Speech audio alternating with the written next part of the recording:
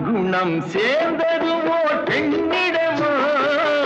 அது நடை பழகி வந்ததென்ன என்னிடமோ நான்கு குணம் சேர்ந்ததுவோ பெண்ணிடமோ அது நடை பழகி வந்ததென்ன என்னிடமோ